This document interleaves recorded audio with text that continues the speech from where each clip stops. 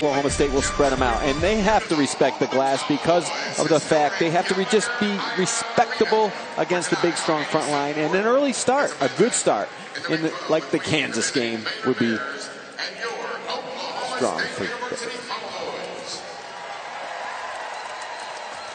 Okay. Yeah. Sorry, I was trying to. Gotcha. Colorado, January 27th of 2001. Today, unbelievably, marks the 15th anniversary, and the OSU family will always remember Kendall Durfee, Bjorn Falstrom, Nate Fleming, Will Hancock, Daniel Lawson Jr., Brian Lewenstra, Denver Mills, Pat Noyes, Bill Teagans, and Jared Weiberg. Ladies and gentlemen, at this time, we ask that you join us in a moment of silence.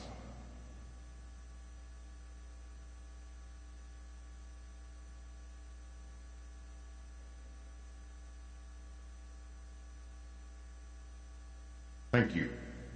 Now, ladies and gentlemen, we ask that you continue. Stand, remove your caps, and sing along as our OSU Spirit Band will pay tribute to the Stars and Stripes with the playing of our national anthem.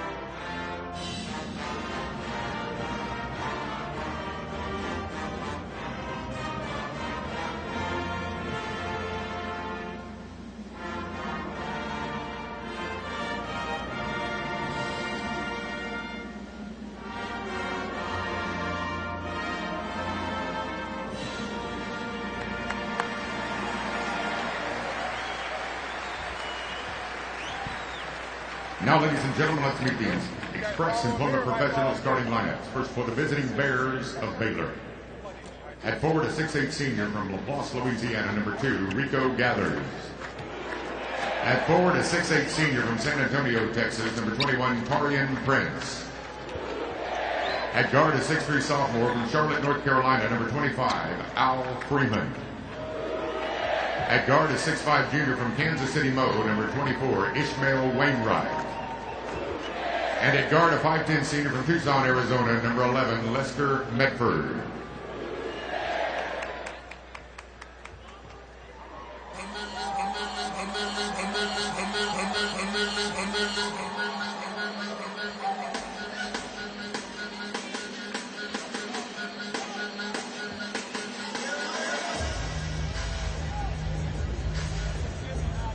Yeah, we will.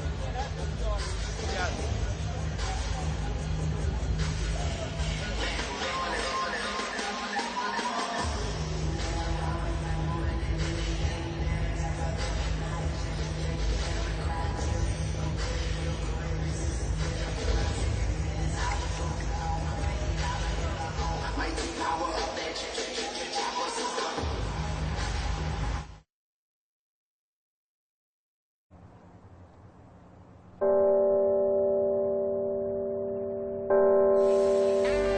Tonight on the Oklahoma State campus, the bell tolls 10 times.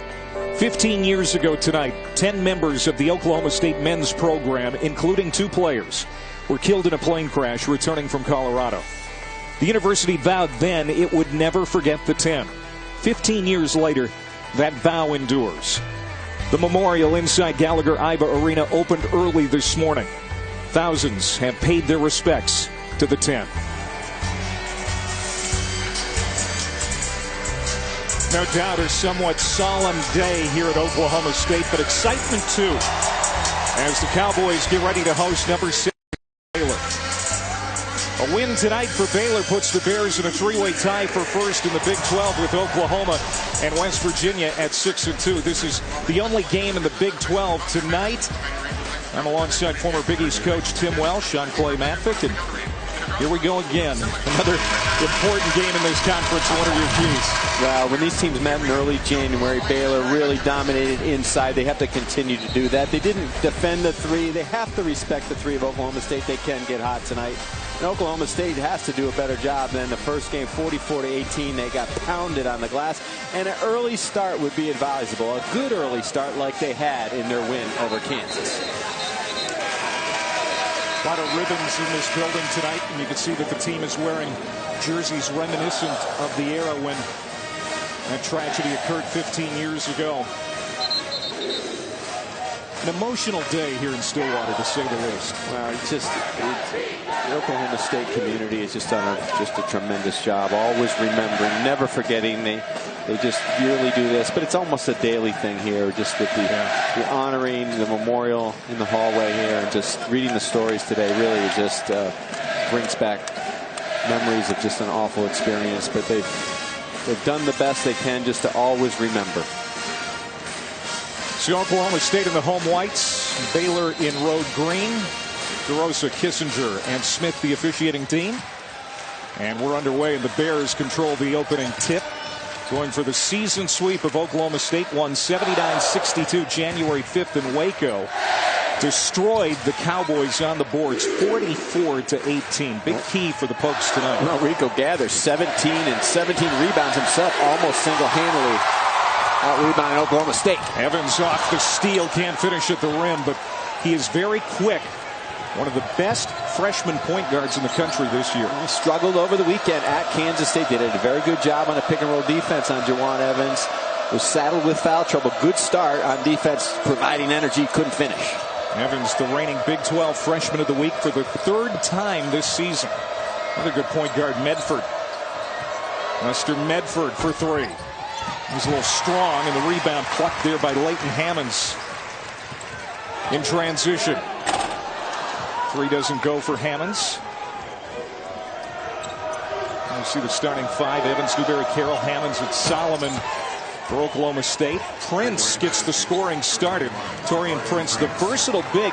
It's not uncommon to see him shoot from long. When he gets out in transition, that's what Baylor likes to do. They like to pitch it ahead up the sideline, and they will shoot from downtown quickly or attack from the wing.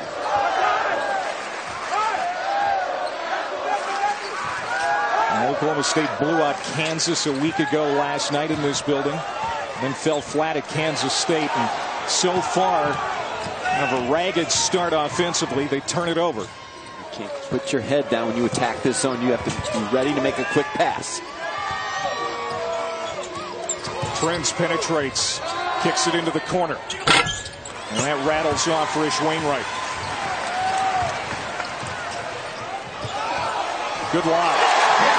That's what Jawan Evans can do. He's got great vision, and he finds Jeff Newberry. Very good vision by Evans, but bad transition defense by Baylor. Just got caught jogging on the retreat.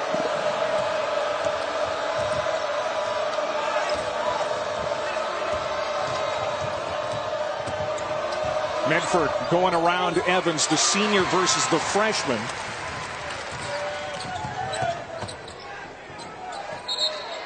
And now we get a push.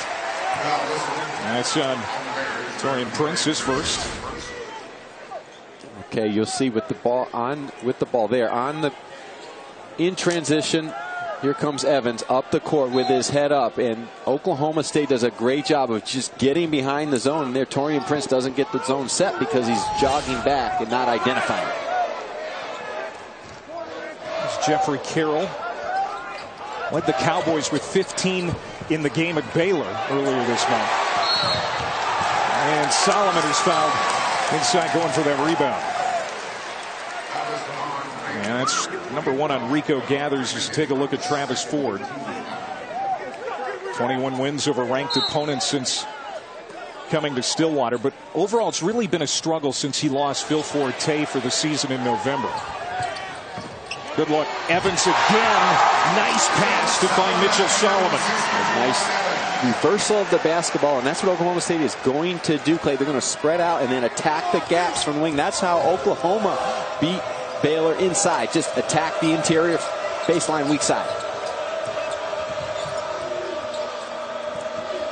There's big Rico Gathers. Going to the other side of the rim, bounces off. Rico Gathers has been better scoring the basketball this year than at any time in his career. And Solomon is fouled. And the first on Gathers is that last foul on the Bears was actually on Freeman. You see Phil Forte. They've been without him since November. It's his non-shooting elbow that has him out for the remainder of the year. Kind of a mysterious injury. Just can't seem to shake it. Looks like he's going to be out for the season, as you said. And no surgery, though, but he's trying to recover. And there's a daily workout regime, but they clearly miss his experience and offensive firepower.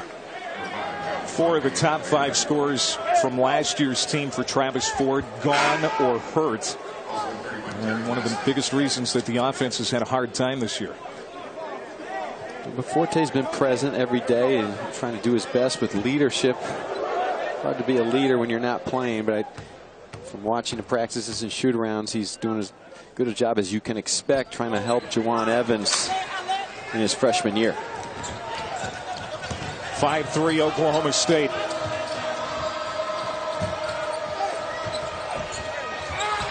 Leaning in, Freeman doesn't get it to go. He lit the Cowboys up 3 weeks ago, scored 21 points. Leaning in, and doesn't go for Carroll, but the foul. And a good start for Mitchell Solomon. He's the starter in the post. Doesn't give him a ton offensively, but he's got 4 early ones here. He just loves to throw his body around, though. It's not pretty, but he gives them energy, a lot of toughness on the interior. They don't throw the ball to him, but he makes things happen in garbage time. And Jonathan Motley gets it back outside for Freeman. You see just the length of Solomon inside bothering Motley.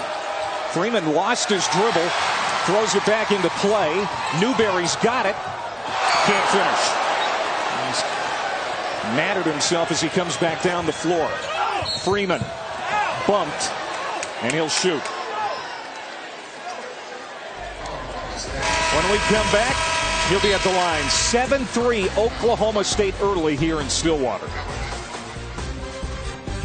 ESPN's exclusive presentation of college basketball is brought to you by Phillips 66, proud sponsor of Big 12 basketball.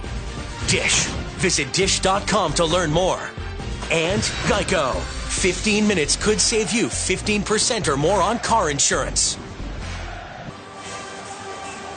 A lot of reminiscing going on in this building tonight as Oklahoma State remembers the 10 souls lost 15 years ago tonight.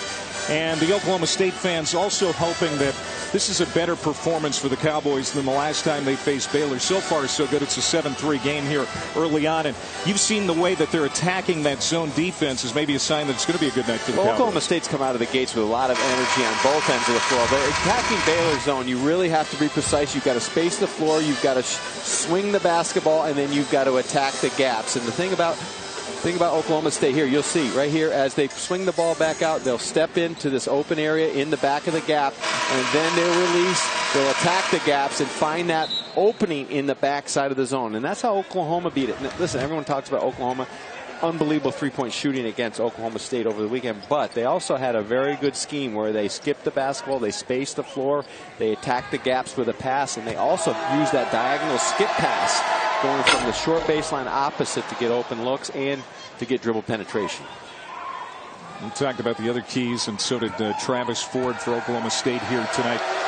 We already mentioned the rebounding. Transition defense is going to be a big thing for the Cowboys tonight against Baylor. Well, it is, absolutely. And they've got to take good shots. There's no question about it. But also not get caught watching the basketball in the air. When they take three-point shots from the wing, the backside coverage has to retreat and get the defense set. And that's what Travis Ford talked about today. He said down in Waco, when the ball was up in the air, our team just watched the basketball. Leighton Hammonds, whose scoring has dropped off since the start of Big 12 play, gets the basket to go there, making it 9-5. Well, the Oklahoma State's doing a very good job not only moving the ball but also spacing the floor and getting some weak side movement against this zone. Right now Baylor's getting caught watching the ball and not watching their area in the backside of the zone. Another turnover coming down. Hands and one. Well, this Oklahoma State team is playing inspired ball here in the first few minutes. Well, again, a little surprise attack here defensively. They set up the pressure after the made basket, and Baylor gets caught napping, not aware and not getting set in their press offense. So Hammonds will go to the line, an 82% foul shooter. 3 points up that third turnover for Baylor. And it's 12-5. Like what Travis Ford has done so far tonight, just changing defenses, really keeping Baylor off balance. And Jonathan Motley scores. He leads the Big 12 in shooting percentage at 63%. Well, you just saw that statistic a moment ago. Oklahoma State doing a great job scoring inside against Baylor, a team that is known for doing just that. They've got a tremendous front court. You got to be aware of Motley because he's doing a much better job of shaping up. Again, Baylor not quick on the closeout in the corner. Hammonds with the three. He's got 8 points here in first 5.5 minutes. Well, you wondered, Clay, how Oklahoma State would respond. I mean, they just got bludgeoned in all aspects of the game over the weekend up in Manhattan. And Travis Ford had words to say to his team, but he held back because they weren't nice ones. Because he was just really frustrated with the performance, but they've come alive tonight. Motley's shot doesn't go. Here come the Cowboys. Hammonds runs into Prince. That's going to be a foul on Torian Prince. His second. There's Scott Drew. 13th year at Baylor. 3 Sweet 16s, 2 Elite 8s. Baylor had only 3 20-win seasons before he got to Waco. They've had 7 in the last 8 years. He's done a great job. Well, you talk about one of the best turnaround jobs or rebuilding jobs in college basketball, and this man should be credited one of the best because he has just been a consistent high-level winner since he's been at Baylor. He'll put Jake Lindsey in the game. He backs up Lester Medford at the point. He wears number 3. Carroll lobs it into Juwan Evans in the corner. Now Hammonds.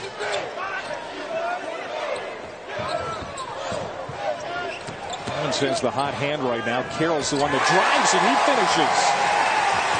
Jeffrey Carroll. Again, he's had some moments this year where he's been very impressive. Well, the X factor, Jeffrey Carroll, when he is on, not only from the perimeter, but he's adding that little bounce to his game. Oklahoma State is dangerous. That's Juwan Evans' first personal. Carroll is basically known as a step-up three-point shooter, but does a nice job of finding the gaps of the zone. And Oklahoma State worked on that today. Not only penetration with the pass, but off the bounce. Jeffrey Carroll, the sophomore from Rowlett, Texas. Averages 9 points per game. He had a double-double at West Virginia. That's tough to do. Here's Freeman. Not for Lindsey. Wainwright gives it back for Freeman, the wing 2. Well, strong.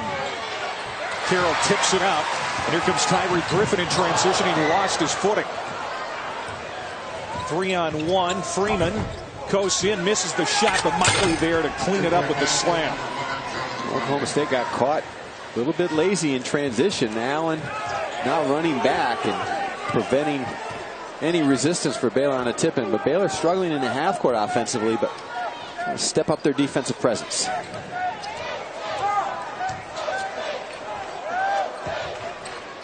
Baylor has 6 players averaging 9+ points per game in Big 12 play. They have so many weapons to beat you. Off the miss, here they come.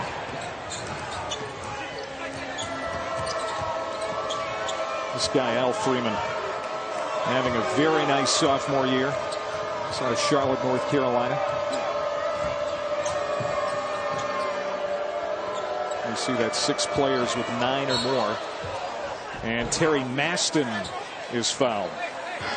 Well, Saturday it's the Big 12 SEC Challenge on ESPN. We've got Player of the Year candidates going at it. Buddy Hield for Oklahoma and Ben Simmons of LSU. That's at 5. Then at 7, Kentucky squaring off against Kansas and Allen Fieldhouse. Then on ABC at 8:30 Eastern, it's NBA Saturday Prime Time presented by La Quinta. We'll have the Spurs taking on LeBron and the Eastern Conference leading Cavs. Our coverage begins with NBA Countdown at 8. We saw in that last possession play, Baylor went into Terry Maston inside, and he's the best inside post-up player per se. Guy that looks find that space. He's got great footwork inside. Gathers is their best scorer inside, but Maston is their best back to the basket as far as fundamental player on the box. He's shooting 58% in Big 12 games. He's been getting it done. Sophomore from DeSoto, Texas.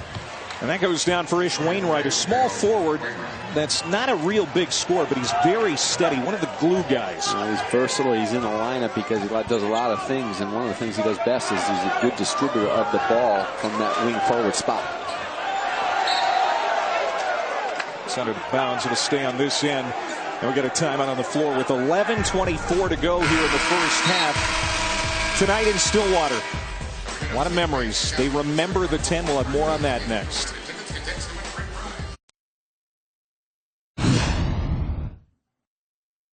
One of the hardest things I've ever had to do in my life was to call some of the parents and tell them what had happened. Well, Eddie Sutton drove down from Tulsa to be here tonight. It was his awful responsibility to make those calls, as you heard from him there, after that crash 15 years ago. February 5th, 2001, here against Missouri. Sutton's Cowboys beat Missouri 69-66. He says it was an emotional night, a therapeutic night. It was the most important game he said he ever coached. Well, Coach Sutton is one of the classmen we've ever met or had the pleasure of competing against. And there's not a coaching manual anywhere in the world to tell you how to deal with that, but no one could have dealt with it better than Eddie Sutton. And he just drives down here from Tulsa for a lot of home games, and is a loyal supporter and wouldn't miss this night for anything in the world. And let's just hope Eddie Sutton gets into the Basketball Hall of Fame. Right. Should well deserve to be in the big Basketball Hall of Fame.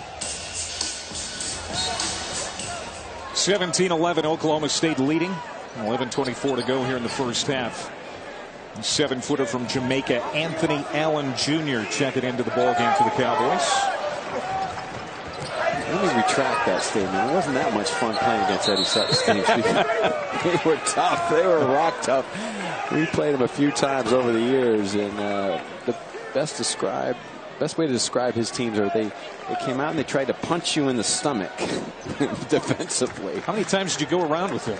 I believe twice over the years, and you forget those nights that it didn't turn out so well, so we won't discuss, but certainly you had to be ready to play against his teams. Wainwright bobbled it, driving in on the baseline, and lost it. Coming out of there with it, Joe Burton, a sophomore guard from Porter, Texas.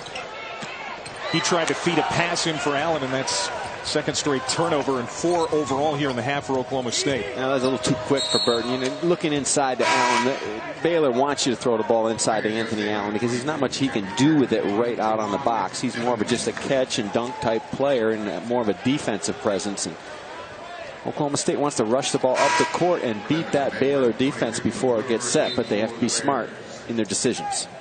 Also reporting in from Oklahoma State, 41, Mitchell Solomon. Well, Solomon's going to come in for Allen. It's a short stay on the floor for Anthony. Evans, no points in this game as of yet for Oklahoma State, but already 4 assists. We've talked about his ability to pass. And it's really been a pleasure to watch his freshman season unfold. It has, but the one thing the zone will do, it's going to take away some of that dribble penetration ability for him to get all the way to the rim, and obviously the pick and roll game that they love to use against man-to-man, but he's finding other ways to attack this Baylor defense. Meanwhile, the other point guard, Medford, tried to thread a pass in there, and it was kicked. Well, offensively right now, Baylor has struggled against this swarming Oklahoma defense and Oklahoma State defense, and kind of an underrated defense that Really did a good job against Oklahoma. Also, obviously, the Kansas win. But, Baylor's gone to their dribble drive offense. Really not running a lot of plays, just trying to post up, space the floor.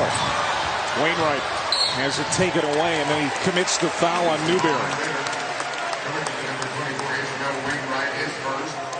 And the loss at home to #1 Oklahoma on Saturday. The first loss since January 2nd to #2 Kansas.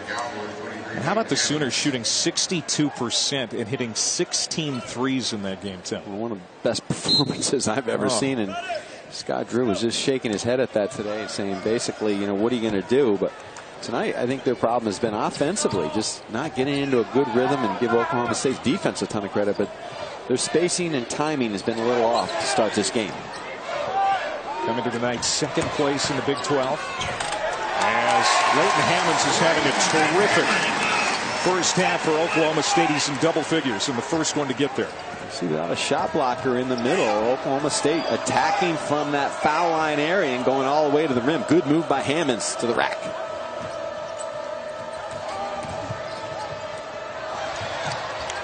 Menford doesn't turn it over a ton. He's had a propensity for more of that lately.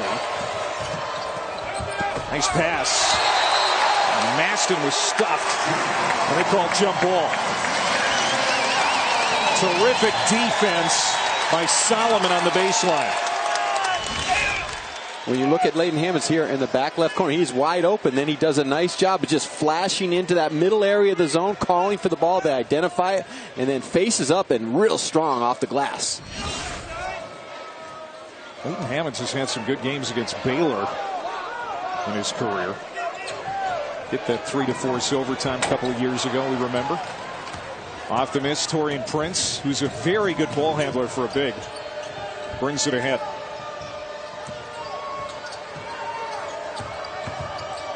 And as I say that, he turns it over. Newberry flying in. Missed the shot, but he's fouled by Medford.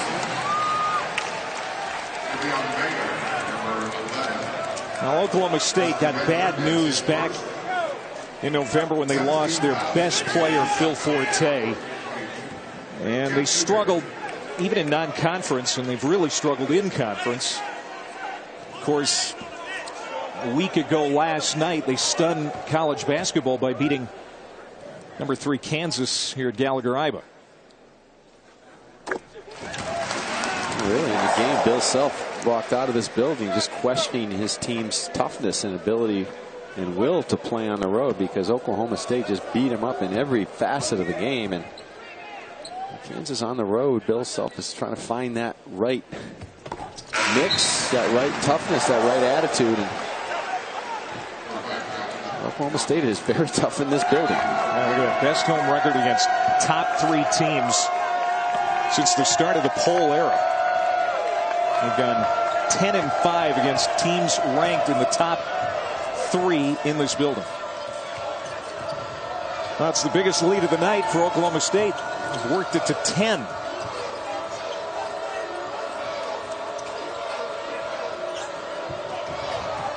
There's McClure. King McClure off the front iron. Doesn't get the bounce. Rico Gathers gets the rebound, but then comes down and travels. Well, that's a shot and the rebound that in Waco, Rico Gathers just cleared out the Oklahoma State front line and just dominated against the whole team, where he had 17 boards and Oklahoma State only had 19 as a team. But they really emphasized that this week, that, listen, we're not going to get beat up and embarrassed by Rico Gathers. So far, so good for Oklahoma State, challenging Gathers. 2 more rebounds puts him into 5th place on the Big 12's all-time list in rebounding. Evans with the floater. Gets it to go. That's his first basket. In that possession, Tavares Shine did a nice job running the point, and they slid Evans down to that wing area. He kind of snuck behind that first line of Baylor's defense and slid into the gap and got all the way to the rim.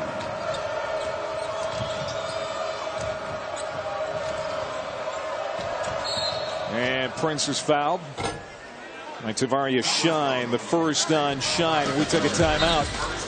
7:45 to go here in the half. It's been a great start for the Cowboys on Remember the 10 night here in Stillwater. Poor shooting start for Baylor, and Oklahoma State leads it by 12 here. With 7:45 to go in the half. Big Monday on ESPN at 7 Eastern matches two of the top teams in the ACC. Second-ranked Tar Heels taking on the number 16 Cardinals. Also streaming live on the Watch ESPN and the ESPN app. North Carolina's won 11 straight. Texas A&M, their 10-game winning streak snapped here tonight by Arkansas. We saw it on ESPNU. Okay, now Joe Lunardi's got to get serious. The calendar is turning to February. We're talking about the number 1 seeds. Who's hotter? North Carolina, Iowa. Iowa is just red hot. Very impressive. 9-10 deep. Fran McCaffrey's got them playing excellent basketball. And Louisville, not an easy game tonight down in Blacksburg against the Hokies. Baylor ranked number 17 in the country coming into this one. They're behind. Torian Prince gets a nice bounce. It's one of the first possessions offensively in a while that Baylor found a little space off the bounce, because Oklahoma State's doing a good job of shrinking the floor defensively. When Baylor puts it on the floor, of just attacking the basketball with that second defender. Mitchell Solomon having himself a half. He's got 6 points as he hits that mid-range jumper on the baseline. Well, Mitchell Solomon says, hey, Coach Ford, why don't you run plays for me? I've got a little offensive game. But tonight, doing more than just cleaning up on the glass. Doing a nice job of finding that seam in the back of the zone. And Prince is fouled by Shine. That's the second on Shine. What did Scott Drew talk about during that last media timeout? He talked about more movement offensively. I think their defense has been fine. At times they've lost people. They've got extended out on the wing to the three-point line. I think it's maybe a carryover from having to extend out against Oklahoma. But when the ball goes out to the wing on one side, the back side of the zone has to retreat and cover the basket and cover the baseline. But offensively is when what their issues have been, where their issues have lied. It's just spacing, ball movement, and better player movement as well. Freeman was stripped, but it's going to stay with Baylor. Now, they've got a pretty good resume as long as you're talking about Lunardi. Baylor is in pretty good shape at this point. Coming into the day, RPI of 26. Some really good wins. They beat Vanderbilt, won at Iowa State. And their losses are to teams with RPIs in the top 10, at Oregon, at Texas A&M, at Kansas, and then the loss to Oklahoma at home.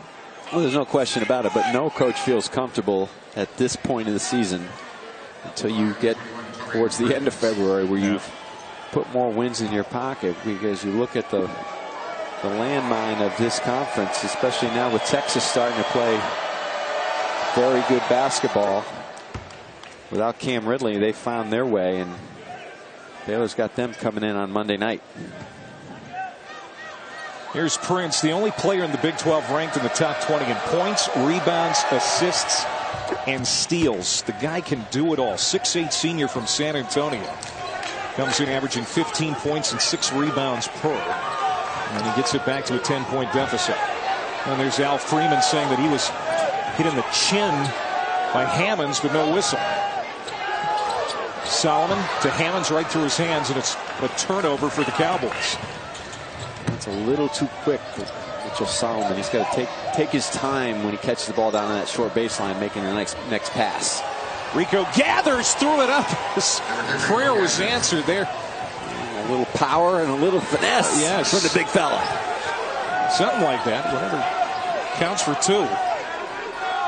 Rico gathers, Big 12's leader in rebounds. And 17 and 17 the first time these two got together. As Carroll misses from 3. Baylor with a chance to chip into that Oklahoma State lead. Medford drives. Prince all alone for 3. Got his own miss. Dumps it off for Gathers. And another jump ball call. And that's going to stay with Baylor. Rico Gathers just dominated Oklahoma State in their first matchup. And a little push off at the top by Leighton Hammonds. A little freedom of movement, not enforced.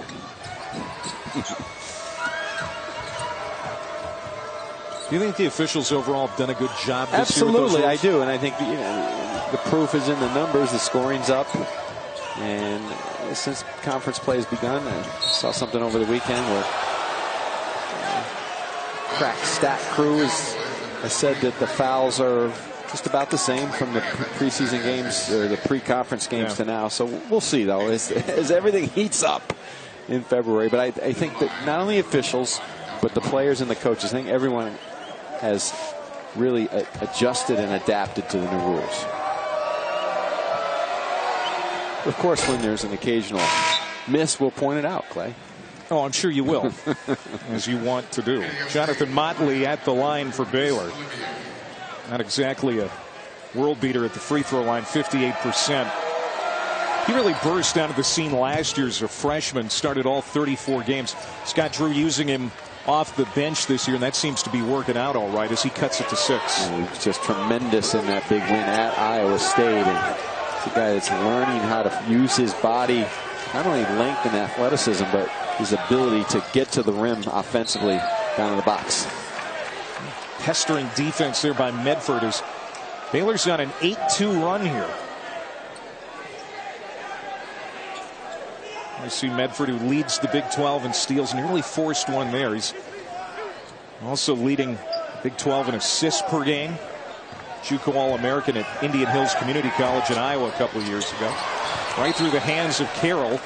And that's another Cowboys turnover, and here comes Baylor with a chance to pull within a handful. Well, you can't get cute against this defense. You have to just be solid, and that's how Oklahoma State came out of the locker room with their game plan. They were just solid. They moved the ball. They looked to attack the seams. Now they're trying to get a little too fancy with their passes. And they got to control Medford, not only in transition, but in the half court. He's attacked the gaps with dribble penetration.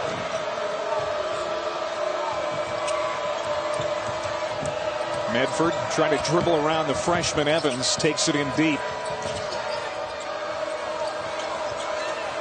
Prince thinking long and hard about maybe taking that 3. 5 on the shot clock. Medford now makes a move, and that's going to be Olivier with the foul.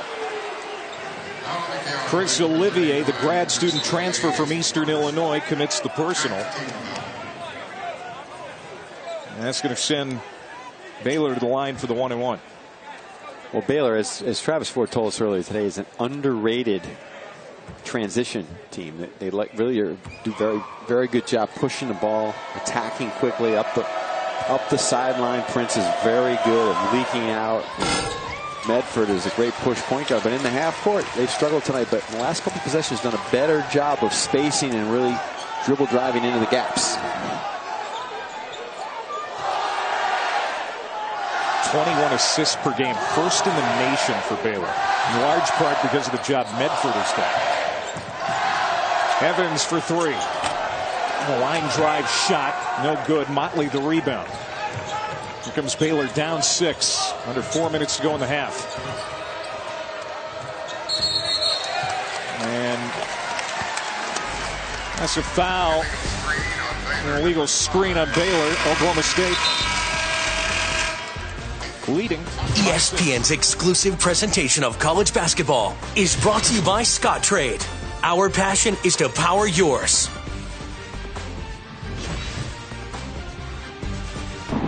Back in studio, Brendan Fitzgerald alongside Jason Capel. Coming up on the ESPNU halftime report, Big 12 bracketology according to Joe Lunardi. A top 5 team goes down. Highlights of that. And another potential upset brewing here. Well, Leighton Hammond's getting off to a great start. 10 points for the Pokes here early in the first half. Back to Clay and Tim in Stillwater. See you guys in a few minutes. All right, Brendan and Jason, we'll see you in a little bit. Hey, Saturday, it's the Big 12 SEC Challenge on ESPN. We've got great games for you. Buddy Hield and #1 Oklahoma taking on Ben Simmons and LSU at 5. Then at 7, Kentucky and Kansas, number 20 versus number 4. Then on ABC at 8:30 Eastern, it's the NBA Saturday primetime presented by La Quinta. Spurs taking on the Cavs. Coverage begins with the NBA Countdown at 8. How about Buddy Hield? He has really played himself into being a likely lottery pick this year. It's just unbelievable. There's just no answer.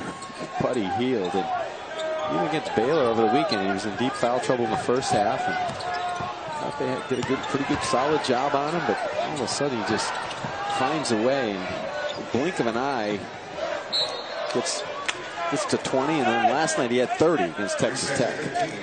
Hield versus Simmons in that game. Two different styles of play, but tremendous years for both. the green room. Yeah, they'll be in that green room, no doubt. Chris Olivier with the left hand. That is his natural strength hand.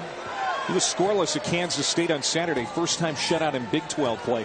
He's been a nice little component at times for Travis Ford. Chris Olivier is a guy who knows how to score inside, and Scott Drew said we've got to deny him the ball three-quarter front.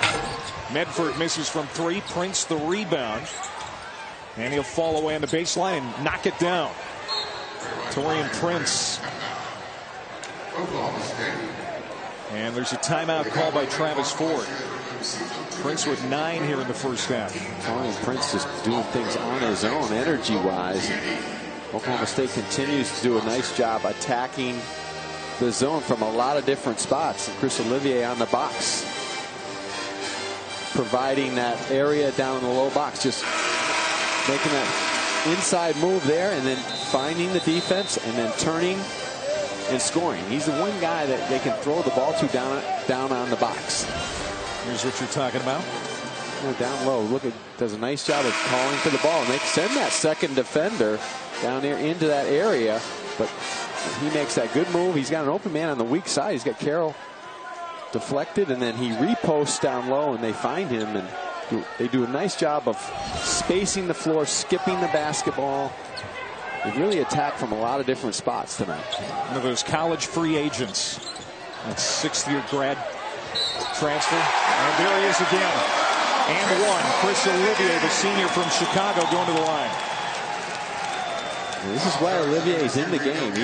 He is in the game to present a low post presence offensively. And you see Rico Gaudes, he just gets caught dead behind him. And Baylor worked on that earlier today. A three-quarter fronting Olivier. They can play behind Anthony Allen and even Mitchell Solomon at times. But if you play behind Olivier, he's got an array of moves. He's not quick, but he is very good. He has very good footwork and the ability to finish.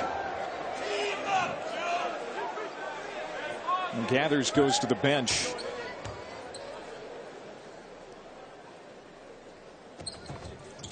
After picking up that personal foul. What do you make of Gathers' first half here? 2 points.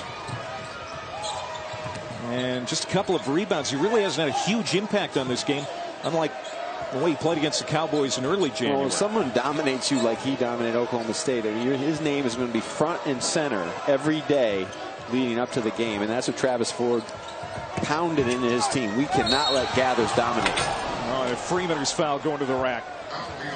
And that's Mitchell Solomon picking up his second. Well, this is a good way to loosen up the pressure of the defense. Just the entry into that high post area of the floor and cleared out the backside. Good backdoor cut. So Freeman will go to the line. Baylor shooting less than 37% here in the first half. This is a team that has shot close to 49% this year. In large part because they do so well around the basket. They do well around the basket. They share the ball. They play with a lot of energy offensively. But give Oklahoma State a credit for this, because they've limited Baylor in transition and also in the half court done a nice job of attacking the ball with that second defender. Evans, good look at a three, and he hit it. Prince was trying to close in on him late, but didn't get there in time, and Evans made him pay. Well, the way to beat the zone is make the ball move faster than the men, and that's what Oklahoma State is doing with good spacing and quick ball movement. Leads all Big 12 freshmen in scoring. We saw him go out for 42 against Oklahoma, 22 against Kansas. He has carried much of the load with Phil Forte on the sidelines this year. Lead is 9 for Oklahoma State. 5 to shoot for Baylor. They're going to get a shot off, and it's Medford hitting a three. Well, that was good offense by Baylor on that possession. And at the top, Motley set a back screen on Evans. He didn't react, and they freed up Medford on the weak side. First basket for Lester Medford. There's Newberry. Dropping it inside for Olivier, and he's blocked from behind by Motley. Well played by Jonathan Motley, the 6'9" sophomore from Houston. Now Medford asking for help. And Oklahoma State does a good job of sprinting back, setting their defense. Good pass. Motley And Maston is fouled going in for the dunk. That's Solomon. That's his third. So the 6'9" post player for Oklahoma State is in foul trouble here. Solomon with 3 personals. Well, Travis Ford made an interesting point earlier today that in their first game he saw on tape that his offensive players, when the shot went up, they were standing watching the ball in the air against the zone. And they made a concerted effort in practice to get 2 and 3 players back on defense when that shot goes up to set their defense, because in Waco, Baylor just blitzed Oklahoma State on misses in transition. And tonight, Oklahoma State has really done a nice job of getting back and getting down in the stance, forcing Baylor to play in the half court. 32-27. Oklahoma State with the lead in the ball. Over a half minute to go here in the first half. Here's Burton, who's checked back in. Newberry hops into the lane, kicks it back out. 3 on the way. In and out.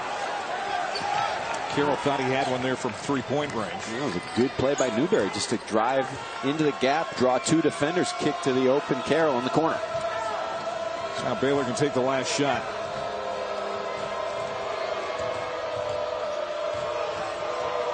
Here's Medford. Doesn't get a screen, does it on his own, has it blocked by Evans. The count if it goes. And a good half for Oklahoma State as they lead number 17 Baylor at the half, 32-27. Oklahoma State has played a complete game, attacked the zone early and defended pretty much all half. On the night here in Stillwater, where they remember the 10, the home team, making the crowd happy. Now let's go to Brendan and Jason for the ESPNU halftime report. Okay, Clay, thank you very much. So Oklahoma State looking good through the first 20 minutes, and ESPNU might be the network for upsets tonight. We already had one earlier, and potential one brewing there in Stillwater. Jason Capel, I'm Brendan Fitzgerald. Let's talk about this first half, and you got to feel good if you're the Cowboys. Well, they're fighting. You know, when you think back to the previous contest, 23 offensive rebounds. Here in the first half, they're controlling the backboard. It's only -3 for the Pokes inside, and Leighton Hammond's got them off to a good start. But the biggest thing, controlling the backboard and making Baylor play in the half court. When you talk about offensively, Baylor's not getting out in transition. Those athletes aren't able to get out and run and get easy opportunities. The Pokes have to keep attacking that zone, find the sweet spots in the middle and the corners. But defensively, transition defense, control that backboard. They have a great opportunity to get a win on their home court. Right now, Joe Lunardi has Oklahoma State on the outside looking in. We'll get to more of that in a moment. But let's talk about the Big 12. Where do you put this as a conference? Well, I think you have to rank it right up there at number 1. I think when you look at top to bottom, okay, when you think of the top 2 teams, if I'm calling Oklahoma and Kansas the top 2 teams, there's no other conference that has 2 teams that are comparable to those 2. Okay, then when you go to Baylor, you go to Iowa State, you go to Texas, which is trending up right now. West Virginia, who turns you over, makes you play a rough and rugged style.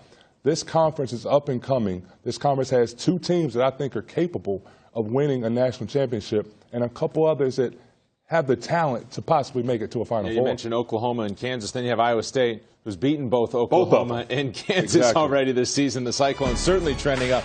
This is Joe Lunardi's bracketology right now. He has the top 6 in from the Big 12. And you can see the lowest seed is at number 7. That speaks volumes. Absolutely, and it's a Texas team that's getting better and better as the season goes on. But what a conference, what a year they're having. A lot of older players on each team, and they're showing their true merit by beating one another on their home court. And not having that 5 seed, that might be a good thing to avoid that 12-5 upset come tournament time. We've got highlights coming up next. Louisville in action, as is Kentucky, and we'll show you highlights of the upset as well.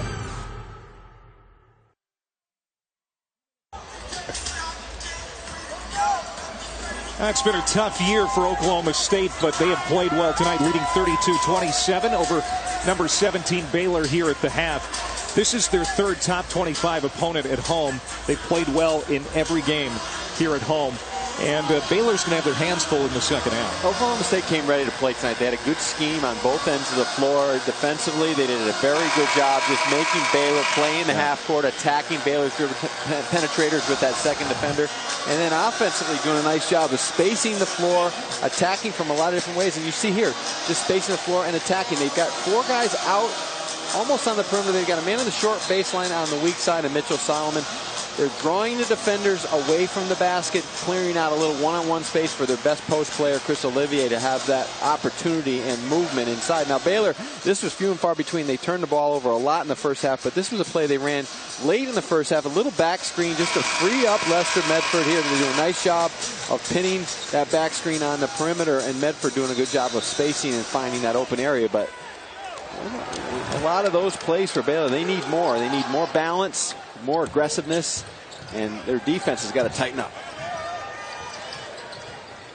Cowboys start with the ball here in the second half. They shot 54% from the field in the first half. Anthony Allen takes the first shot here in the second. Misses. Body's going down hard. Leighton Hammond's able to get up, run into the front court. He led Oklahoma State with 10 in the first half. There you see the numbers. The impressive thing for Oklahoma State, Tim, is they're not getting crushed on the boards. 15-13 Baylor advantage after the first half. Rico Gathers, who was quiet in the first 20 minutes, gets the first bucket for the Bears here in the second half. I'm sure Scott Drew's talked to his team about movement away from the basketball. And that was a good back cut from Gathers, finding that seam under the rim. Allen drops it down. Hammonds gets it. Leighton Hammonds with a dozen now. Anthony Allen, a little underrated passer. Just a nice dish. That low look against the zone. There's Gathers. As they're getting him involved early here since halftime.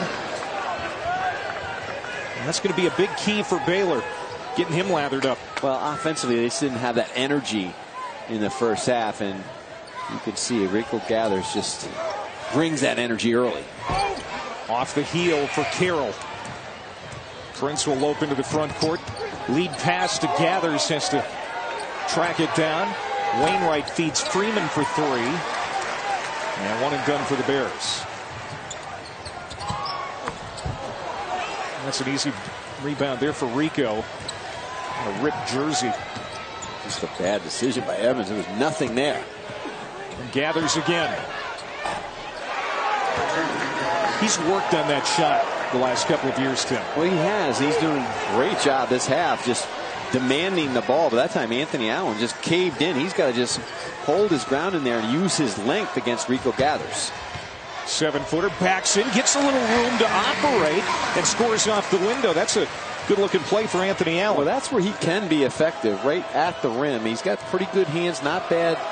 His footwork isn't too bad, but defensively, he's got to be more of a presence against Gathers. Allen did not start the game. Mitchell Solomon did, but he's got 3 personal fouls. So the 7-footer gets the call here. And he's going to be battling Gathers again. And that's a foul on Anthony Allen. That's his second. You see Rico Gathers just demanding the ball, but moving without the ball. And they set that little inside screen, and Allen having trouble finding Gathers as his movement around the basket, not only with power, but with quickness. I've said it many times, this guy reminds me of a football player, like a tight end or a defensive end maybe even. And look at that, now he's got a ripped jersey, even has a kind of football player mentality out there. He's going to get physical, he's going to muscle you up. Allen comes out, Solomon comes in with the 3 fouls. Watch him warm up. He's the only player that doesn't warm up with his regular jersey, and he goes with the tight fit jersey, and just to show a little bit more of his physique.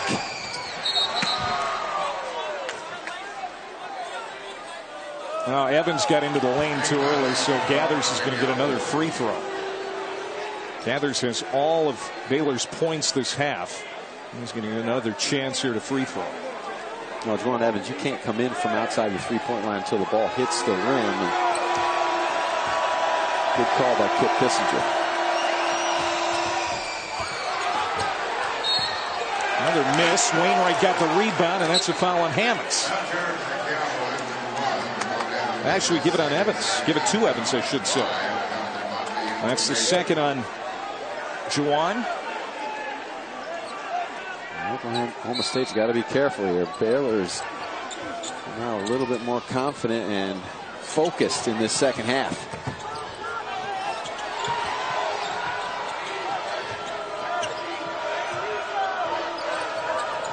Freeman rises up and hits the long two.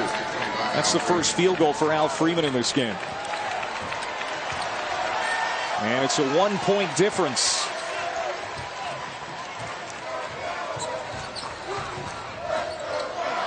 Takeaway, Freeman. Numbers for Baylor. They kick it back for Prince. Missed the three, and Carroll on the backside clears it for Oklahoma State. After that turnover, nice job by Oklahoma State sprinting back, forcing a contested shot.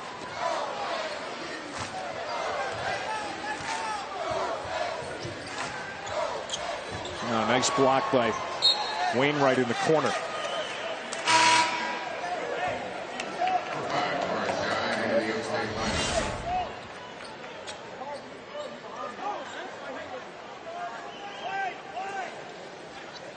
Juwan Evans against Baylor this year, 16 assists, 1 turnover. Well, outstanding, and Travis Ford was just really praising the young freshman, saying nothing surprises me though. He just knew he had a special talent in Juwan Evans. A good shot fake there, but comes up empty on the field goal attempt. Now Evans lowers his shoulder, and that's going to be a charge on Taurean Prince. Well, that's a good call by Joe DeRosa. You don't have to take that foul square in the chest. And here, Juwan Evans, he's moving, but he's in a legal guarding position. That's the third on Prince. He's going to make his way out of the game. Maston is going to check back in for the Bears. We've said it before that Juwan Evans isn't your typical freshman. His basketball IQ is very high. He does things that a lot of freshmen just don't do. No, he's trying to figure out the gauntlet of the Big 12, though, as all freshmen do. He had a rough game over the weekend against Kansas State, but came ready to play tonight.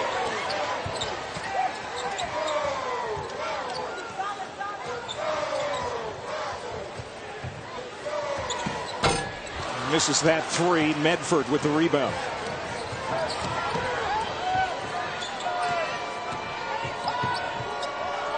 Wainwright to get it in for Maston. And Baylor will keep it. Timeout on the floor. 15:31 to go here on Remember the 10 night in Stillwater. ESPN's exclusive presentation of college basketball is brought to you by State Farm. Find your agent at statefarm.com. And Bass Pro Shops. Your adventures. Who's gonna be the one breathe air in your lungs?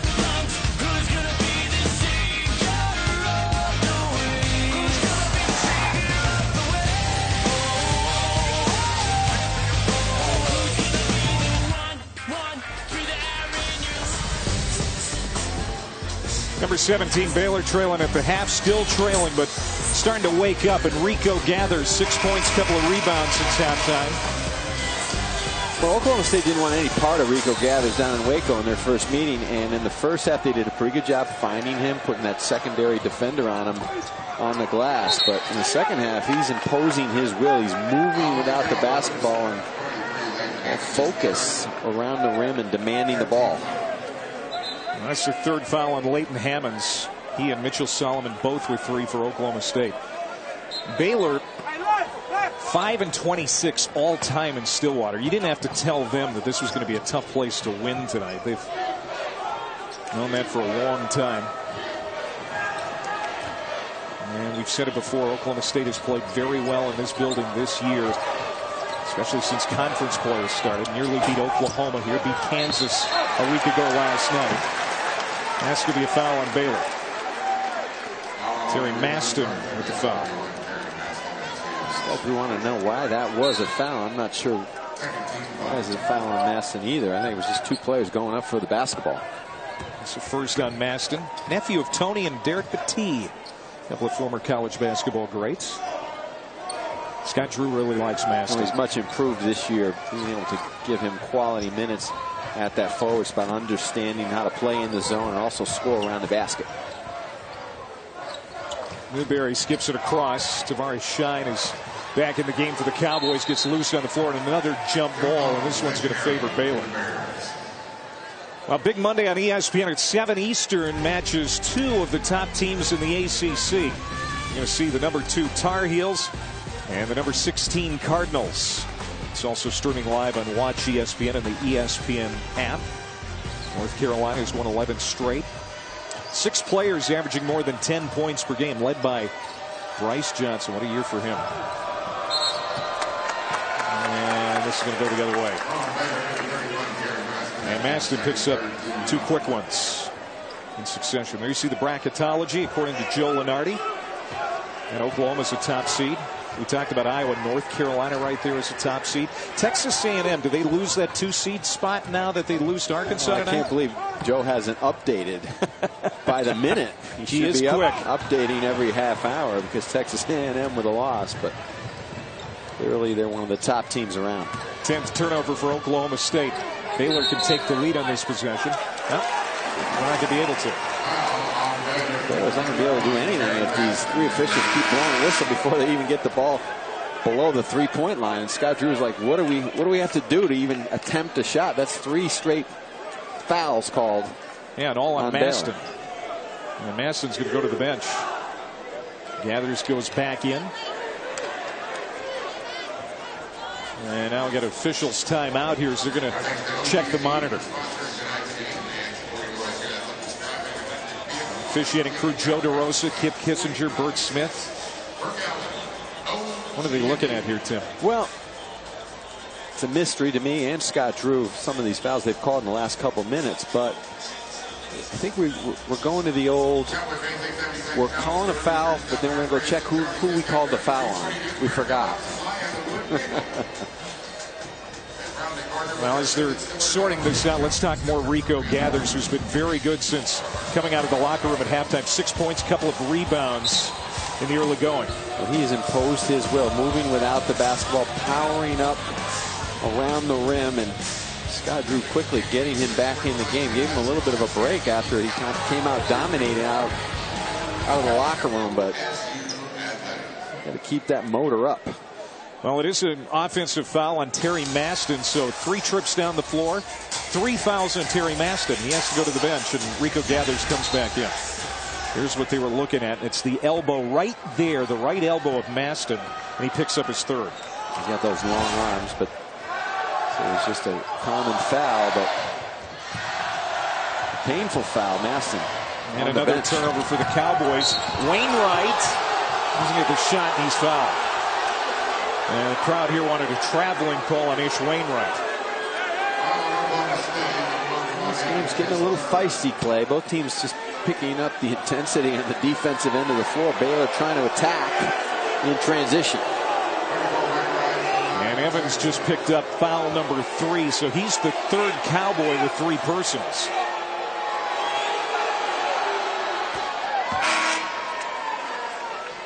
King McClure is going to come back in for Baylor. And Tyree Griffin is going to check back in for Oklahoma State as Evans sits down. Now this is the first lead since it was 3-2 Baylor. And Baylor, if they've had a second half lead this season, they've won, so that's a good omen for them. Well, they've got to keep, Oklahoma State's got to do a better job of attacking this zone. They've got to get the ball changing sides of the floor and then penetrating off the bounce and with the pass as well. Another sloppy pass there from the point. That time Griffin, and it's going to be a foul on the Cowboys. And Leighton Hammonds now with 4, and this is starting to be a real problem for Travis Ford. A problem on both sides as the officials have picked up their intensity with the foul calls. 9 fouls called already in the first 6.5 minutes of this half. So Hammonds goes to the bench. And the last 4 times Oklahoma State has had the ball, they've turned it over. Now they're trying to attack the zone from too deep. They've got to get closer to the 3-point line, attack the dribble, do a little screening against the zone. There's Gathers. He's going to pull up from there. Swims out. And Griffin, the shortest man on the floor at 5'10", gets the rebound. And you're right, the whistles keep on coming. And Medford now has 2. 15 foul on Baylor as we go under 13 minutes to play here in Stillwater.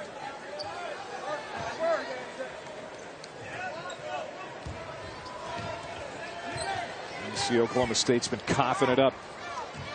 That's why Baylor has their first lead since the early minutes of this contest. Newberry goes into the corner. Shine feeds it inside. This is Olivier. Those are a couple of big bodies, Olivier and Gathers. And Gathers gets the miss. Olivier just couldn't get that real good low post position. He's a good low post player, but couldn't find it. Lester Medford. He's about a 40% three-point shooter. That's his second 3 tonight. Now we get a timeout. Oklahoma State.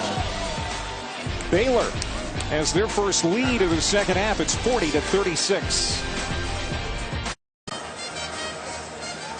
Rico Gathers and the Bears have gone on an 11-2 run and lead at 40-36 here with under 13 to go. Well, Baylor did a good job in the first half defensively most of the time, but when they got it inside Oklahoma State, Chris Olivier, he had one-on-one coverage. Now you see on this possession here, he's posting up, doing a good job, but watch Jonathan Motley on the catch. He's going to move into the area and give support to Rico Gathers, and Olivier doesn't have a clear path as he did in the first half, and he's got to go through 2 Baylor defenders.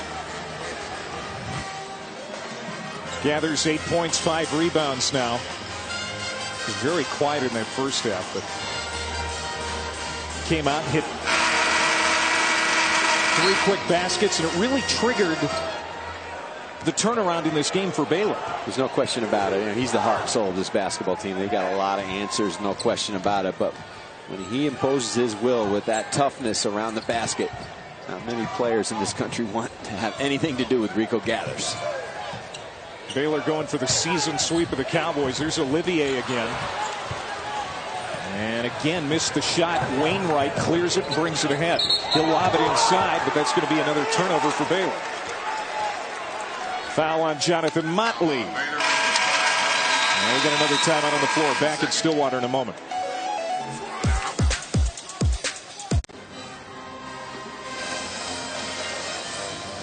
Well, Oklahoma State has not been the better team here in the second half. They were in the first half, but they have not scored in the last 5 minutes, and they're averaging a turnover the last 7 minutes, 1 per minute. Well, there's 2 ways to look at this, and Oklahoma State did an outstanding job attacking the defense in the first half, but in the second half, a little loose with the ball, a little too quick with their trying to score in the half court, but also I think it's been Baylor as well, just their length, their movement defensively, their communication, their more pressure on the basketball against the perimeter of Oklahoma State.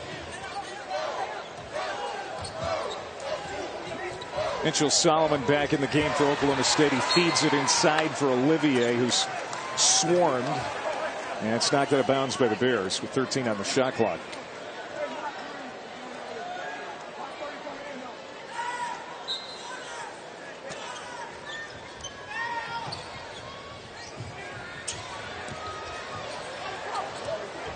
Griffin. Olivier bumps into Gathers and gets the roll. Chris Olivier is an impressive low post scorer, and there he got one-on-one coverage. He posted up right in the middle of the lane in front of the rim and just made a good up and over move to the rack. He didn't have any points in the game at Kansas State on Saturday. He's got 6 here tonight. He averages 8. And Oklahoma State back within 2. Medford inside to Motley. Falling back, got the shot off, doesn't go, but he'll be at the foul line.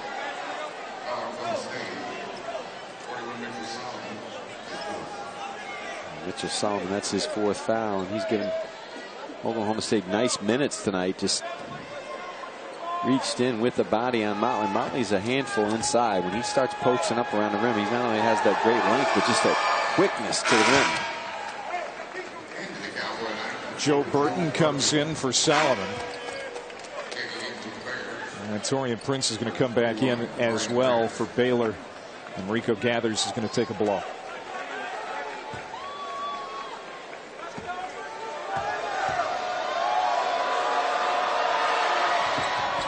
Motley's been good at the foul line tonight. He's 4 for 4.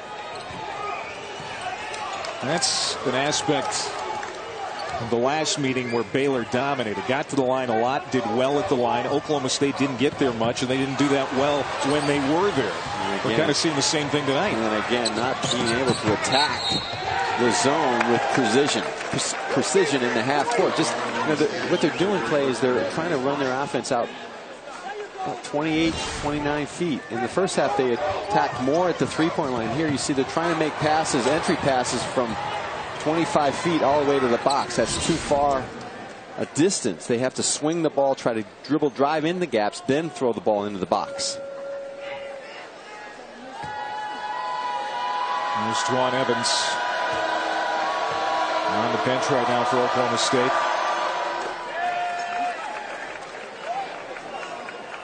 And he's going to come back in. King McClure, true freshman, came into this game shooting it pretty well as of late. It's an interesting story. He had a heart condition that nearly ended his career, but had a procedure and was cleared to play in September to get a second chance at his basketball life, and very grateful to have it. True freshman from Dallas. Well, Oklahoma State in the first half, when they ran good offense and scored, they changed the pace of the game on a few different occasions where they pressed in the full court and half court, but the problem is they can't get any good looks to set up their press. And foul on Baylor. Bears have their biggest lead right now as McClure picks up his second foul.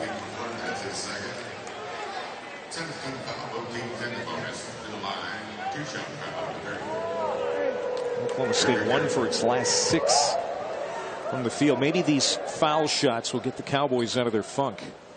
Well, they have to change sides of the floor. They've got to attack the length of Baylor's wings, and that's where they're having problems. They can't get any good looks, not only jump shot wise, but even passing angle wise, because Baylor's doing a much better job on the wings. They've got Torian Prince. They've got Motley playing out on the wing. You talk about a 6'9", long, athletic wing defender. It's very hard to find open lanes, passing lanes inside. 4 points for Carroll now. And the lead is 3 for Baylor. Coming up on the midway point of the second half.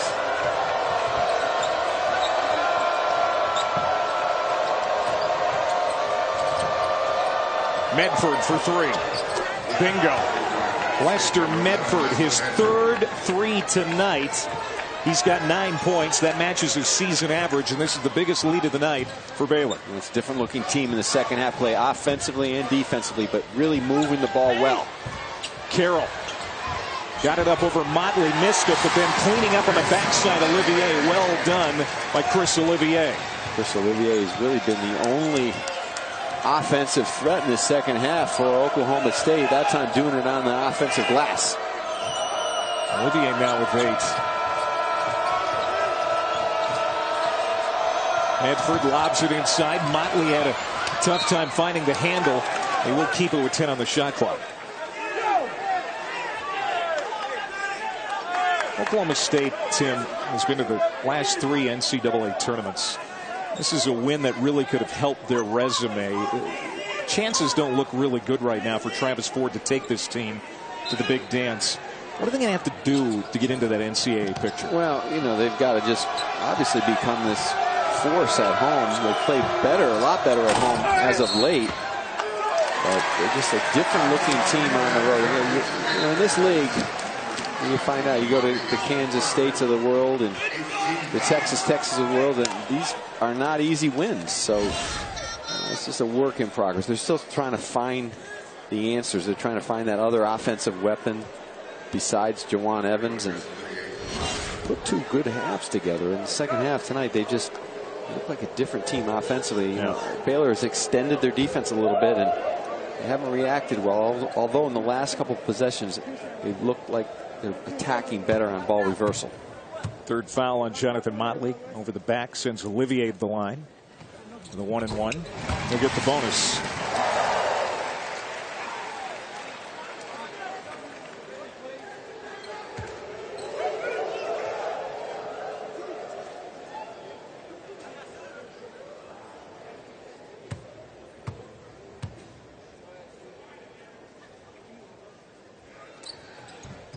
Team is 8 for 10 at the stripe.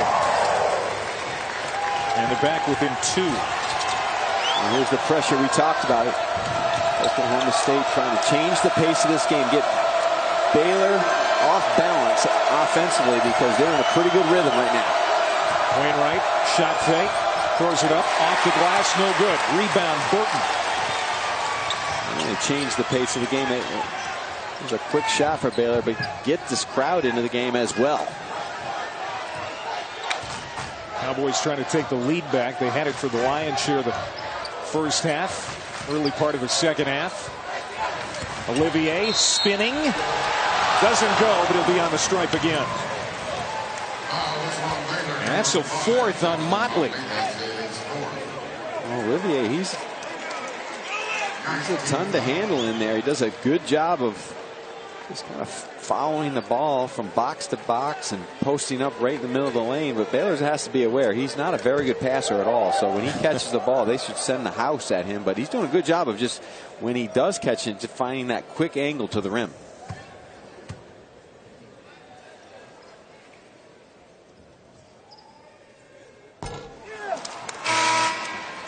So Gathers comes in for Motley. Freeman will check in for McClure. And Gaston comes in for Wainwright. Oh, Scott Drew doesn't use a lot of men in his rotation. 8, 9 at the most. Trying to keep him as fresh as he can here as we get down to crunch time.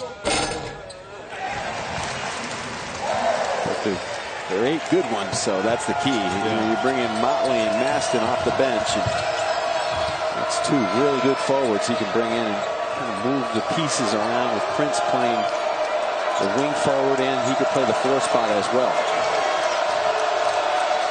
Here comes that crowd. Oh, nice look. Good pass from Maston, finds Prince.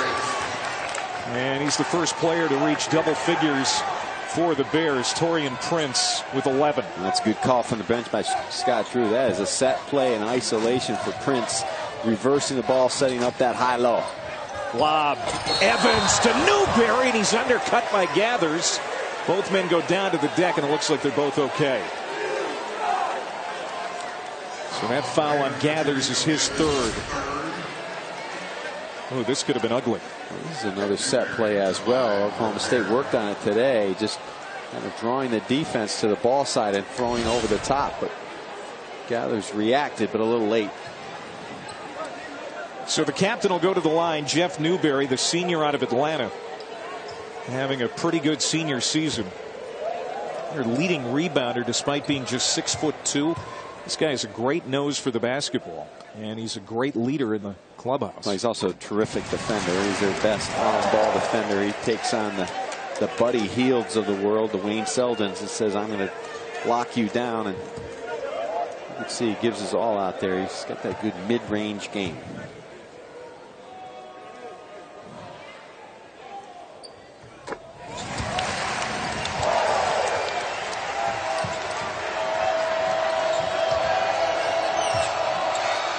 Good pressure by Oklahoma State. Baylor able to break it. Gathers.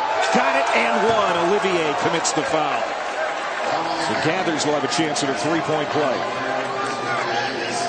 Oklahoma State setting up their press after the made free throws, but Baylor doing a good job of just drawing 2 defenders, pitching ahead over the top, and Newberry gambles, and Baylor makes him pay. And Olivier, if you're going to commit the foul, you got to make sure Gathers doesn't get all the way to the rim. Gathers a 63% foul shooter, makes that one look easy, and it's 51-47 Baylor. You can slide over and think you have Rico Gather stop, but he can go right through you. Carroll misses the three. Medford, outlet pass to Freeman. Here they come in transition. They really push the ball up, but Oklahoma State does a good job getting back. They have done a good job with that tonight. That was one of the points of emphasis for Travis Ford pregame. We're talking about Oklahoma and Kansas and Iowa State's transition, but this team can run and run sets as well. How about the passing of Maston? Finds Prince for the second time here in the half. Maston is not known as a terrific passer, but ever improving in all aspects of the game.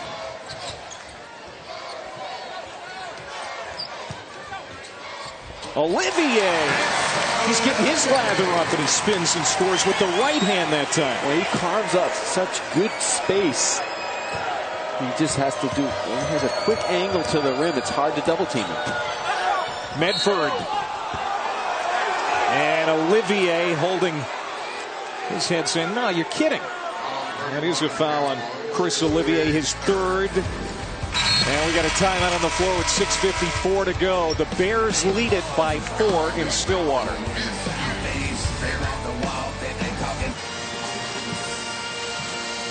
Oklahoma State down 4 with 6:54 to go here in Stillwater. It's 15 years to the date of that tragic plane crash that killed 10 members of the Oklahoma State men's basketball program.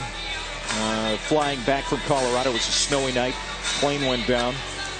And this was before shoot-around today. Players having a moment of silence at the memorial here inside Gallagher-Iba Arena. A moment of silence also tonight before the start of the game with Baylor. The SID, the Sports Information Director at that time, was Will Hancock. His dad, Bill Hancock, mom, Nikki, are here tonight. His daughter, Andrea, sitting in the middle there. Might know Bill from his years with the NCAA. He's now the executive director of the College Football Playoff. Good friend to many at ESPN. And here tonight with his family.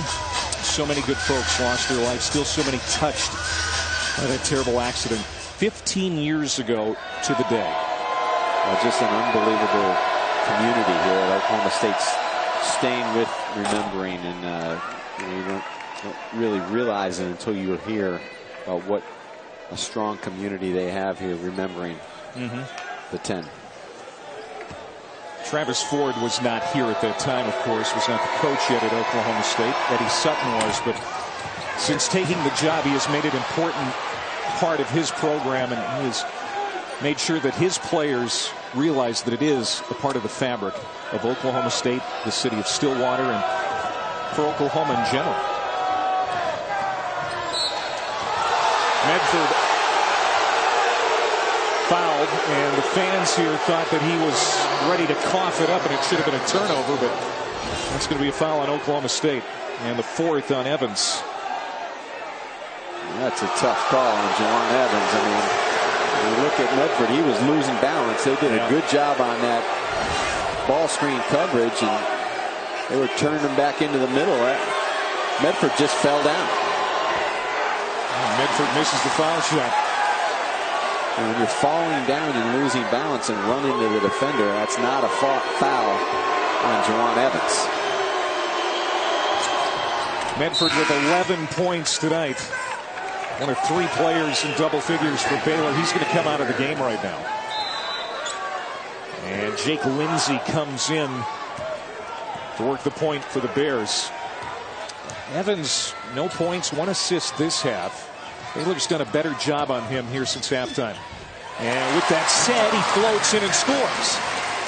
Well, that's what they have to do. He's not going to find the scoring opportunities right away as he does against man-to-man, but as the ball swings, he can attack those gaps. He's got to be more aggressive offensively, looking for his own basket.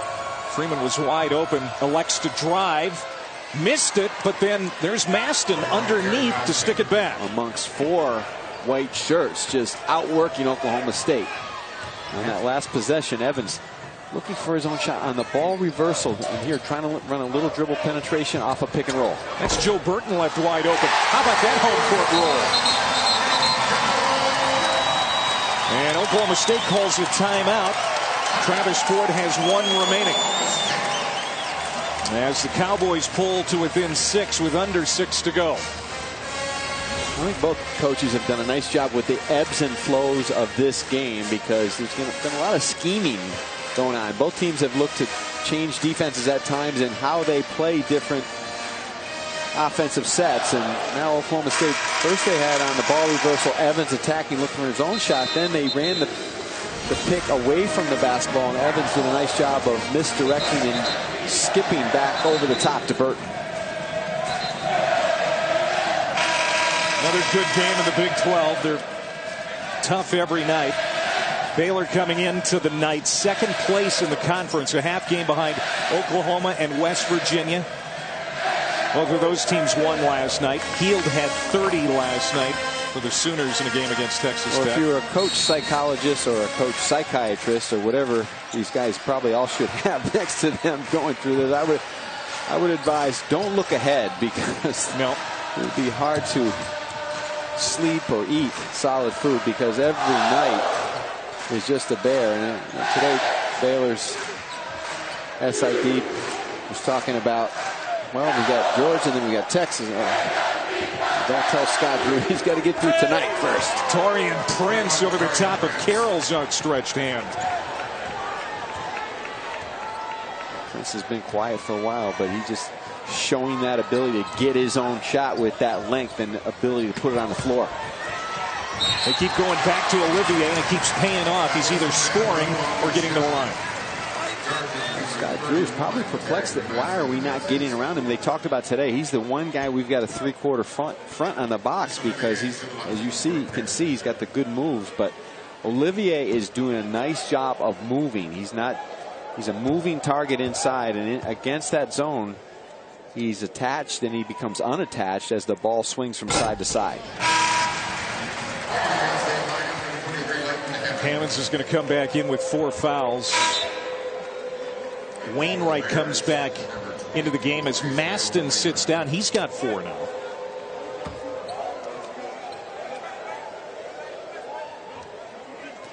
The other thing, Clay, that Oklahoma State has done better in the last 5-6 minutes to get back in this game is they're attacking closer to the 3-point line. They're not trying to make their entry passes from 28 feet away. It's more like 19, 18 feet away where they have more of a direct pass they can throw right to Olivier right by the rim. He's got 11 in the half, 15 in the game. Chris Olivier. Lead is 3 for Baylor, the number 17 team in the country, trying to avoid an upset here in Stillwater. Prince, the fadeaway from that side doesn't go. Evans fouled from behind by Wainwright. Wainwright was trying to force the steal, but commits the foul. You see Wainwright, he's chasing down Evans. He just puts that outside hand, and Scott Drew not happy with that, putting Oklahoma State back on the line. You just got to get back and get your defense set.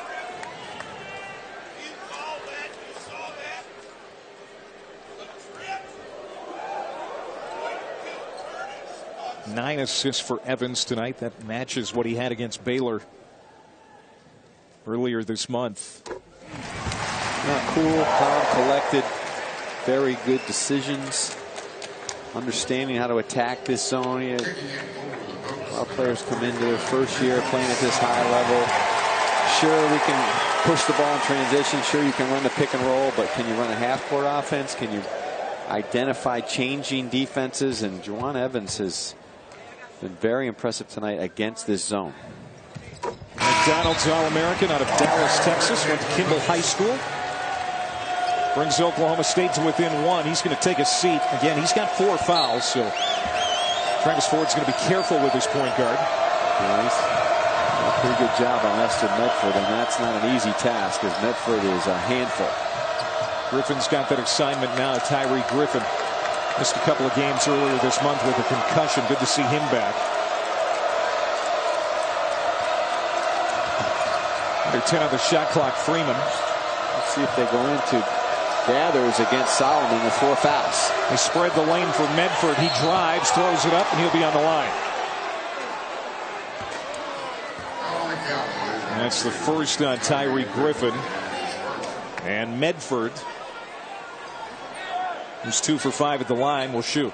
Medford doesn't get enough credit for his ability to go find his own shot, and that time just the presence of mind, understanding the clock winding down to get into the lane and draw the foul. You know, after last year, when Kenny Cherry's career was done and Royce O'Neal left, at times he was distributing pretty well too for Baylor in the backcourt. It's a big question: who's going to make the passes? Who's going to distribute? And this guy's been terrific. Medford only able to get 1 of 2. And the lead is 2 for the Bears.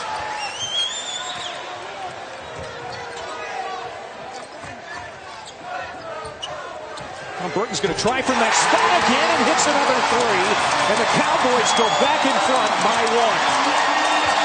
Just simple offense by Oklahoma State, passing it from guard to guard, but not realizing that Burton feeling confident.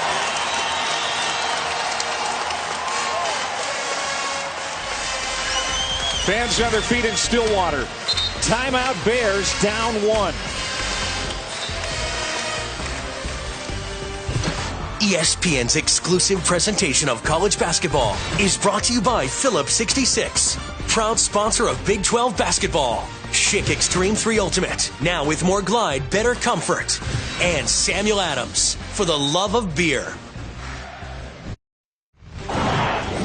Brandon Fitzgerald back in studio. Coming up next on ESPNU, there are 6 teams tied in second place in the Pac-12. Cal and Utah are 2 of them. Chance to see Jaylen Brown, the fabulous freshman, and Jakob Poeltl, the big guy for the Utes. Tip-off less than 12 minutes away. Clay, back to you.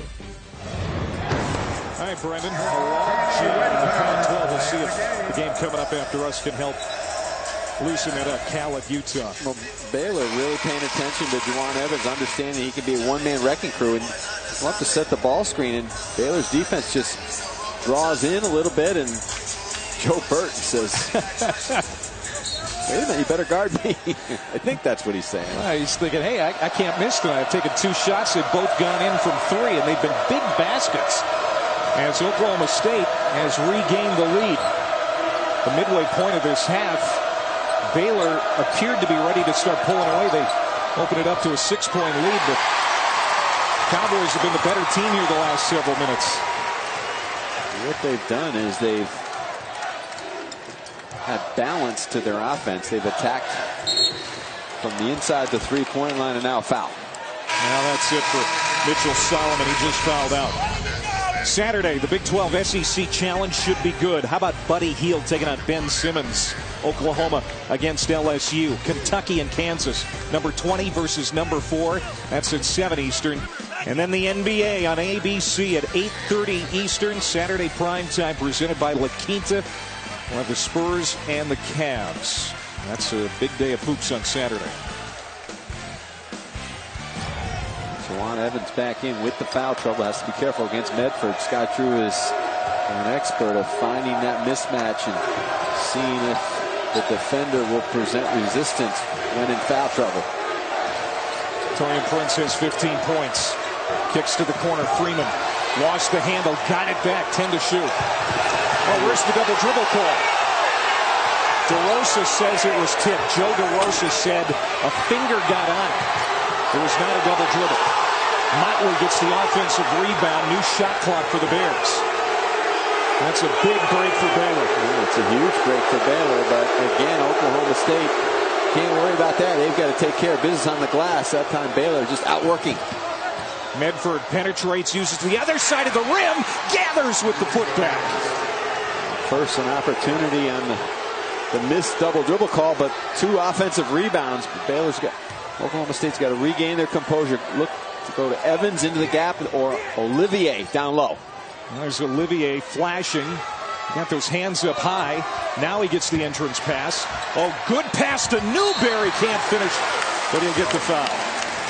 And that's Motley picking up his 5th, so he's done. Now Freeman, you see him pump faking here. Puts it on the floor. Dribbles. Loses the dribble.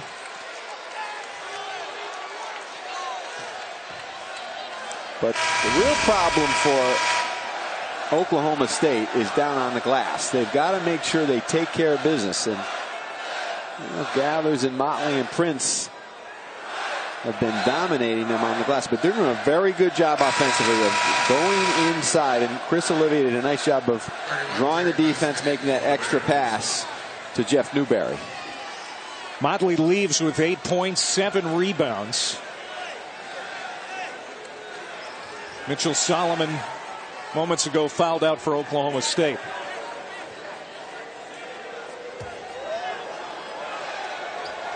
Games tend to be physical when Baylor's involved. We've seen that tonight.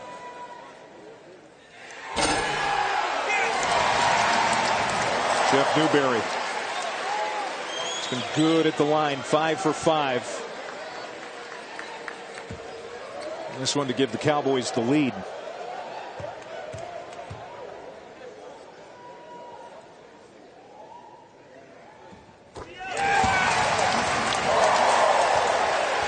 A little over 2 minutes to go.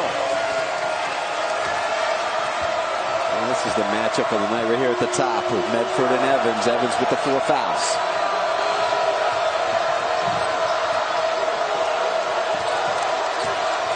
Gathers. It's kind of taken away by Newberry. Muscled up a shot, and he'll find his way on the line again.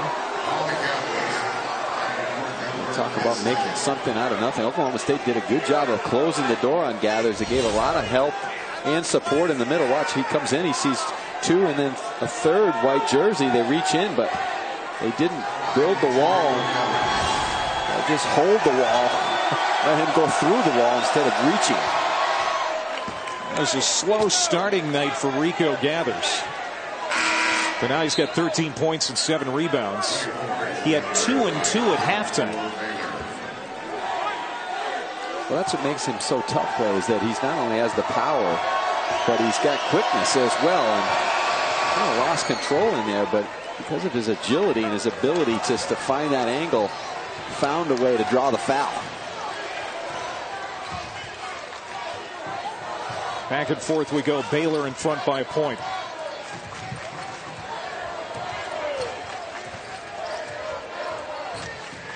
Here's Burton. Burton tried to go to Hammonds, but Prince picks it off. That was a poor offensive set by Oklahoma State, not only because of the turnover, but they just passed it back and forth at the guard spot. They didn't get any movement. They didn't make Baylor's defense work at all. 8 turnovers here in the second half for Oklahoma State. Big possession here for Baylor. 8 to shoot. Freeman drives. That might have been partially blocked by Newberry. That was a big-time block, but here comes Freeman. And he picks the pocket. Coming back the other way. And a timeout, Baylor. As Scott Drew is going to make sure they take very good care of this next possession, leading by 1 with 56 seconds to go. Got a timeout here in Stillwater. Let's check in the studio with Brendan. Thanks, Clay. Just want to remind everyone, coming up in 5 minutes, it's Cal and Utah in the Pac-12. The Utes have won 4 of 5 since losing their first 2 in conference. Tip-off of that one 5 minutes away. Back to you in Stillwater. What are each coaches dictating to their players right now? Well, I thought Baylor did a good job offensively. Al Freeman made a good move to the rim, but Oklahoma State's just got to make sure defensively that they close the door in the lane and not let Rico Gathers just power himself to the rim. And then coming down the other end of the floor, Oklahoma State has to make sure they get a good shot by changing sides of the floor, getting a little ball movement and player movement, and then penetration against the zone. They didn't the last possession. Let's see what's on the line for Baylor. A win tonight puts them in a 3-way tie for first with Oklahoma and West Virginia. Oklahoma State trying to get its 3rd win in Big 12 play tonight. Baylor has the lead by 1 and the ball. Each team with a timeout left. This is what makes Baylor so tough to defend. They have a lot of answers, starting with the guy with the ball, Lester Medford. Taurean Prince. Inside to Wainwright. He's not their best offensive weapon, but he gets a big bucket there. And another timeout called. Last one for Travis Ford. An overrated theme in college basketball is you have to have a go-to guy, but when you have balance offensively, sometimes that makes you even more difficult to defend, and that's what Baylor has. You would not think they would go in to Ish Wainwright as their go-to scorer, but they'll take what the defense gives them, and here's what they do. They space the floor, they attack, and Prince, looking inside, kind of got jammed up. But Wainwright, understanding, realizing, good recognition, just stepped in front of Burton and made a good move. You were talking about him at the shoot-around today, Sink.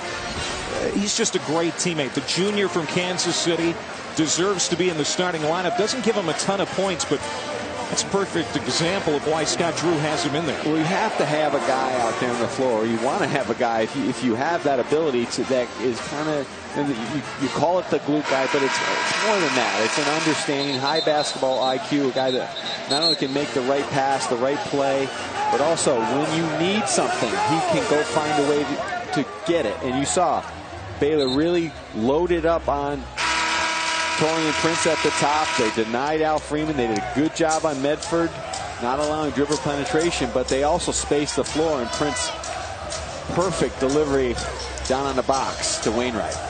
Cowboys have it down 3. There's 2-second difference between the game clock and the shot clock. Oklahoma State is out of timeouts. They could use a Phil Forte right now. Evans goes inside. Olivier gets the layup. And now the full court pressure. Wainwright's got it. Now here's Freeman. Prince is fouled and he'll be on the line. And that's the 4th on Olivier.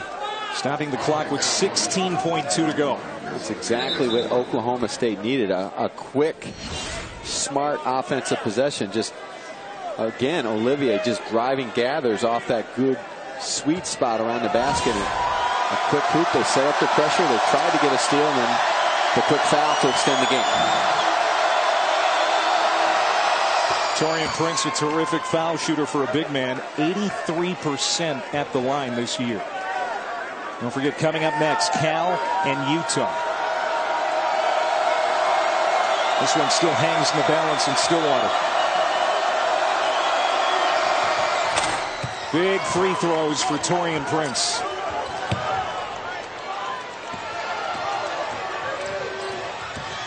Evans missed the shot. Rebound gathers, and he'll go down and shoot. I thought Juwan Evans did the smart thing. He just took the ball as Baylor was getting their defense set. You wondered if Baylor was going to extend out, and they did a little bit because you have to protect the three-point line. And Medford, he just shakes. Medford gets to the rim, just doesn't find that angle.